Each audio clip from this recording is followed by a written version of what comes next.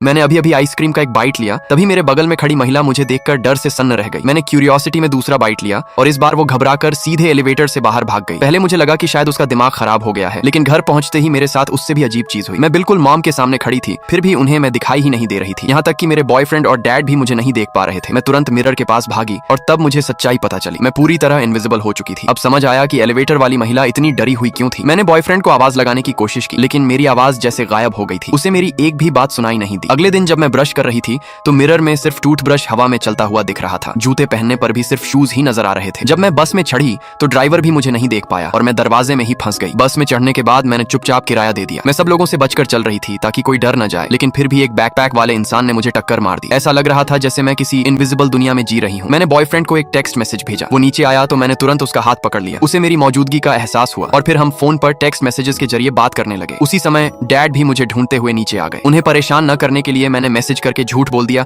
कि कंपनी में आज मुझे ओवर टाइम करना पड़ रहा है। डैड के निश्चिंत होने के बाद मेरा ध्यान उस ब्रेसलेट पर गया जो मुझे पहले मिला था। शायद मेरी इस हालत की वजह वही था, लेकिन मैंने लाख कोशिश की, फिर भी ब्रेसलेट हाथ से नहीं निकला। मैंने हैमर और सॉ तक इस्तेमाल किए, लेकिन उस पर एक छोटा सा स्क्रैच भी नहीं आया। पहले मैं सोचती थी कि अगर मैं इनविजिबल हो जाऊं तो जो चाहूं वो कर सकती हूं, लेकिन अब हाल ये था कि मैं एक पोटैटो चिप तक खाने से डर रही थी, क्योंकि लोगों को हवा में खाना गायब होता देखकर डर लग जाता। अब मुझे चिंता होने लगी कि क्या मैं कभी फिर से नॉर्मल बन भी पाऊंगी या नहीं। तभी अचानक ब्रेसलेट तेज रोशनी से चमकने लगा और अगले ही पल उसी ब्रेसलेट पर एक कॉल आने लगी।